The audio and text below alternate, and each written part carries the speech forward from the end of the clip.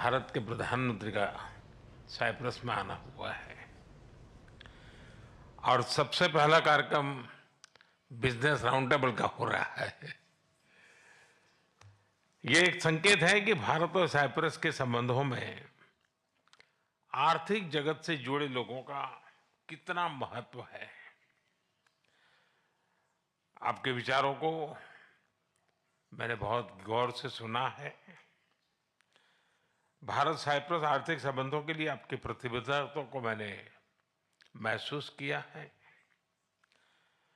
आपके विचारों में सिर्फ संभावना ही नहीं, संकल्प को भी मैं महसूस कर रहा हूं। यह स्पष्ट है कि हमारे संबंधों में आगे बढ़ने की अपार अपार संभावनाएं हैं। फ्रेंड्स, साइप्रस लंबे समय से हमारा विश्वसनीय पार्टनर रहा है, जिसका आप लोगों ने भी उल्लेख किया, और भारत में यहां से उल्लेखनीय निवेश भी हुआ है। कई भारतीय कंपनियों ने भी साइप्रस में, और एक प्रकार से साइप्रस को यूरोप का गेटवे के रूप में ही देखा है। आज आपसी व्यापार $150 मिलियन पहुंच गया है, लेकिन हमारे रिश्तों की वास्तविक क्षमता इससे बहुत अधिक है। आप में से अधिकतर लोग भारत से जुड़े हुए हैं और पिछले 11 वर्षों में भारत की ग्रोथ स्टोरी को भी देखा है। पिछले एक दशक में भारत विश्व की 5वीं सबसे बड़ी इकोनॉमी बना और बहुत निकट भविष्य में हम दुनिया की तीसरी इकोनॉमी बनने की दिशा में बहुत तेज गति से आगे बढ़ रहे हैं। आज विश्व में भारत बहुत तेजी से ग्रो करने वाला एक इमर्जिंग इकोनॉमी में इसका स्थान है। साथियों, आप भली भांति जानते हैं, हमने टैक्स रिफॉर्म्स किए हैं।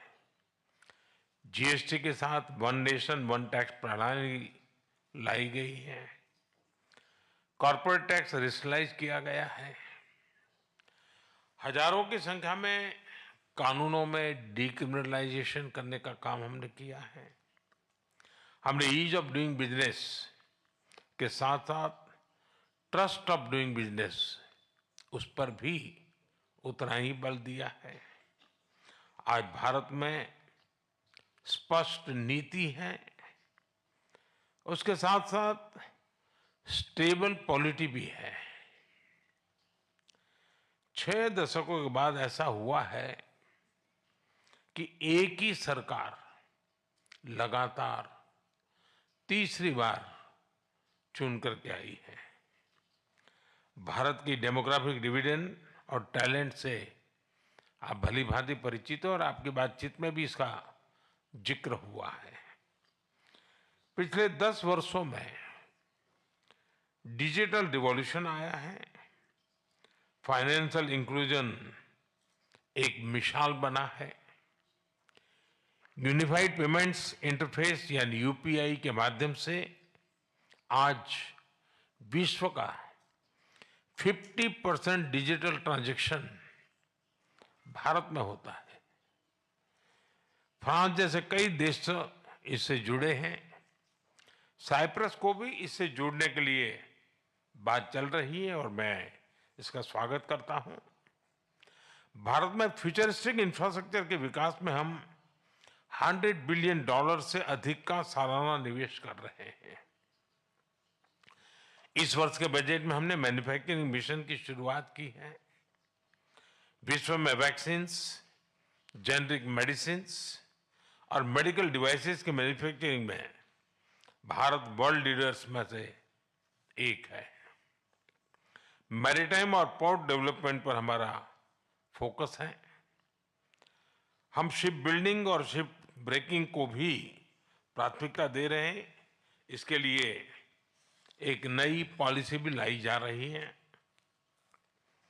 सिविल एविएशन सेक्टर में भी तेजी से ग्रो कर रहा है।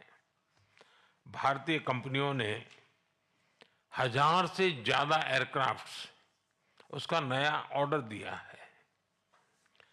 इनोवेशन भारत की आर्थिक शक्ति का मजबूत स्तंभ बना है।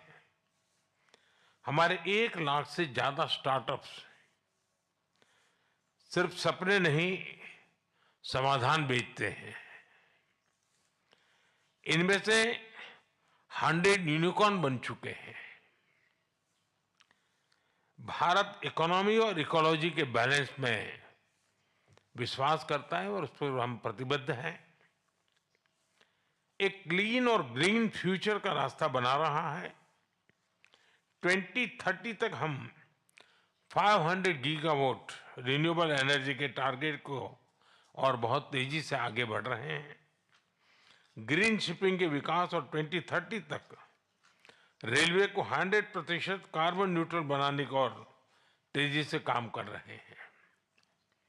AI mission, quantum mission, semiconductor mission, critical mineral mission, nuclear power mission हमारी ग्रोथ इंजन के नए इंजन बन रहे हैं। मुझे जानकर खुशी है कि साइप्रस की स्टॉक एक्सचेंज और एनएसई ने मेरे होम स्टेट गुजरात में गिफ्ट सिटी में सहयोग पर सहमति बनाई है। साइप्रस एक प्रसिद्ध टूरिस्ट डेस्टिनेशन है। भारत में भी हम डेस्टिनेशन डेवलपमेंट और मैनेजमेंट पर बल दे रहे हैं।